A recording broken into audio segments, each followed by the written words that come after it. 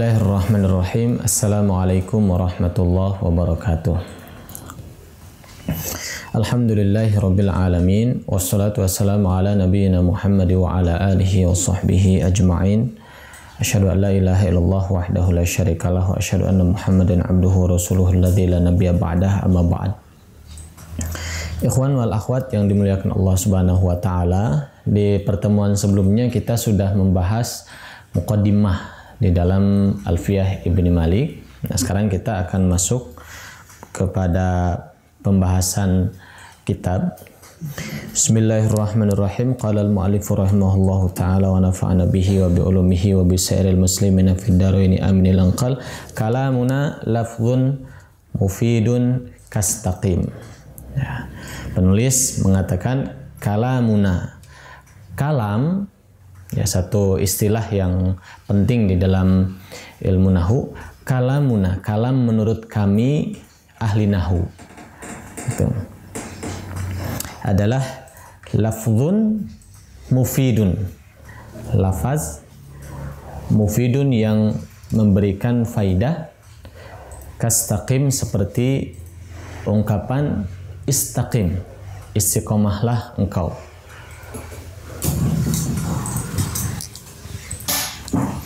Kalam menurut ahli nahu adalah lafzun mufidun, lafaz yang memberi faidah. Apa itu lafaz? Lafaz itu adalah as-sautul mushtamilu ala ba'dil hurufil ijaiyah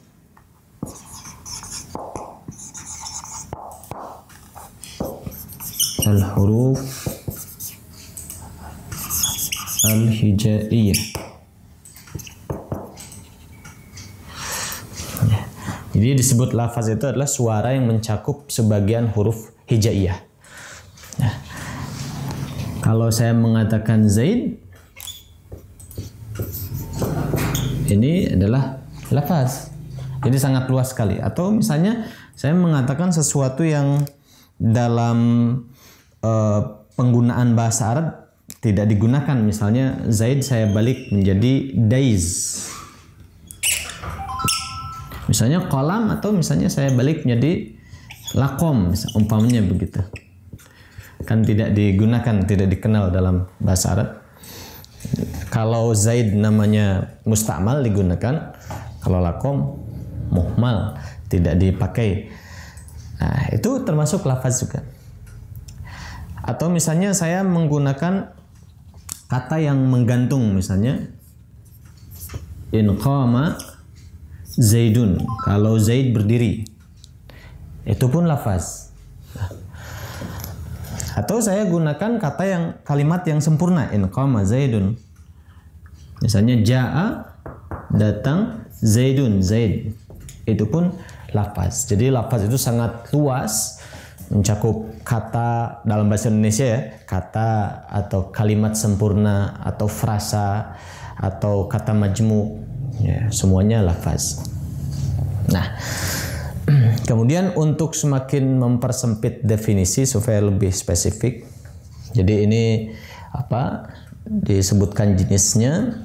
Nah, kemudian diberikan tambahan di dalam definisi namanya mufid, lafzun mufidun, jadi lafaz yang memberikan faidah gitu. Berarti ini mengecualikan lafaz-lafaz yang tidak memberi faidah ya. Apa maksudnya faidah?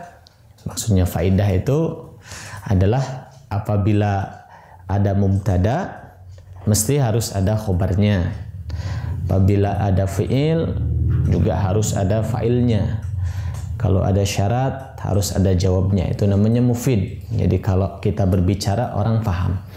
Sehingga dengan adanya mufid ini, lafaz yang tadi umum itu dikhususkan. Berarti satu kata saja memang masuk lafaz tetapi tidak masuk mufid. Berarti dia bukan kalam. Ya. Kalau misalnya kata yang tadi lakom yang tidak digunakan, yang muhmal, juga tidak masuk kalam, tidak mufid. Atau misalnya contoh seperti misalnya penggalan kata in qama Zaidun juga tidak masuk kalam karena tidak mufid. Atau misalnya mudhaf ilaih kitabullah juga tidak masuk kalam karena tidak mufid. Jadi untuk menjadi satu kalam ya harus lafzun mufidun, harus lafaz yang mufid, yang memberikan faidah, maksudnya difahami oleh si pembicara dan si pendengar. Kastaqim seperti contohnya istaqim. Istaqim. Ya, istaqim itu istiqomah lah. Istaqim itu terdiri dari fi'il ya, dan fa'il domir mustatir. Istaqim, istiqomahlah kamu. Nah, berarti kan kita paham dengan ungkapan istaqim ini. Itu adalah kalam. Kalamuna, kalam menurut kami ahli nahwu adalah lafzun, lafaz, mufidun yang memberikan faidah. Ya. Dengan faidah seperti ungkapan istaqim, istiqomahlah kamu. Berarti istiqomahlah kamu tadi fi'il ada fa'ilnya, fa'ilnya mustatir. Gitu. Wasmun wa fi'lun thumma harfunil kalim wahiduhu kalimah. Ya. Nah, kemudian kita perlu mengenal istilah yang berikutnya.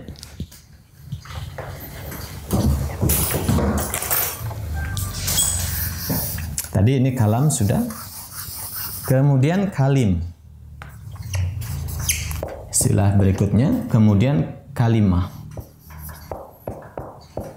Nah, kalimah itu dalam bahasa kita kata. Dalam bahasa kita kalimah itu adalah kata. Nah, kalim adalah isim jenis. Ya. Kalim adalah isim jenis. Ya. Dia lebih berarti dari tiga isinya lebih dari 3 kata kalim itu. Isim jenis gitu. Nanti satunya itu dengan tambahan ta marbutah kalimah. Kalim, kalau kalimah itu 1, kalau kalim lebih dari 2, berarti 3 ke atas. Nah, sama seperti misalnya nakhlatun. Nakhlatun itu satu pohon korma.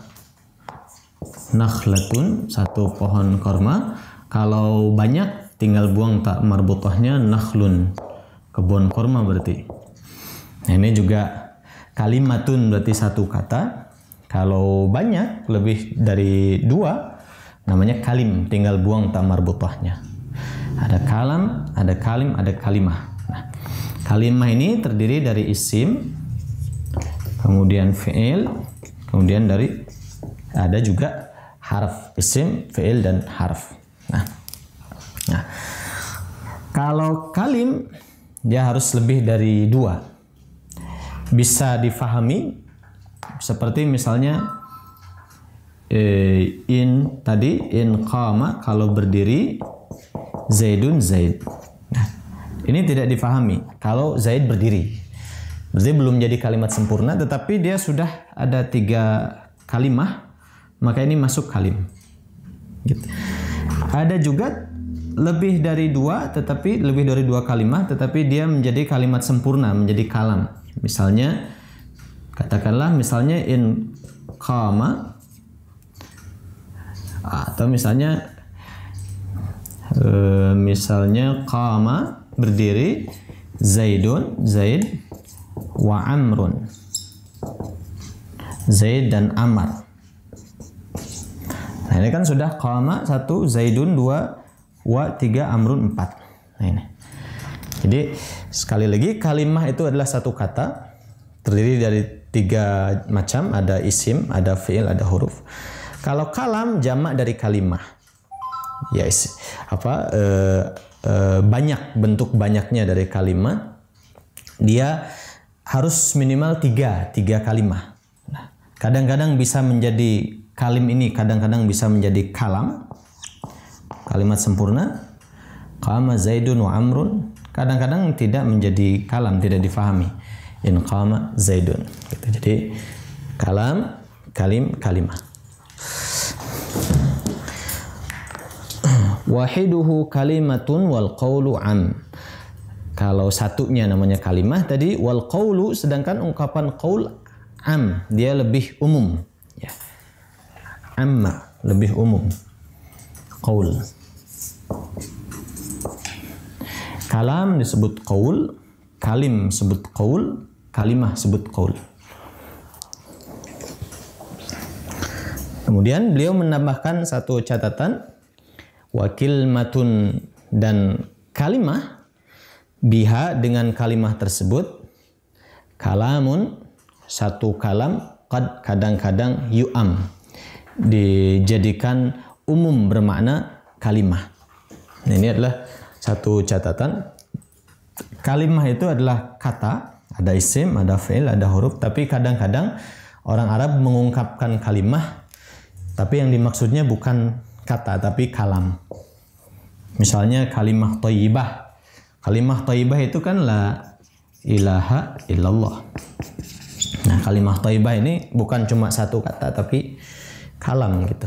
Nah, gitu. Jadi kadang-kadang dengan ungkapan kalimah, ya, tapi yang dimaksud adalah kalam. Gitu. Jadi ini adalah beberapa istilah-istilah kunci yang paling mendasar di dalam ilmu bahasa Arab. Yang pertama kita harus mengenal kalam.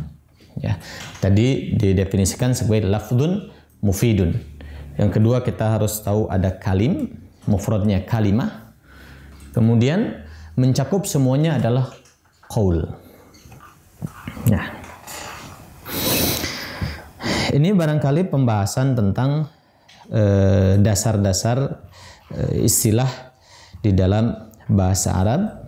Ya, mudah-mudahan kita bisa istiqomah untuk mempelajari kitab Alfiyah ini sampai akhir. Alhamdulillahirabbil alamin. Allahu a'lam bissawab. Assalamualaikum warahmatullahi wabarakatuh.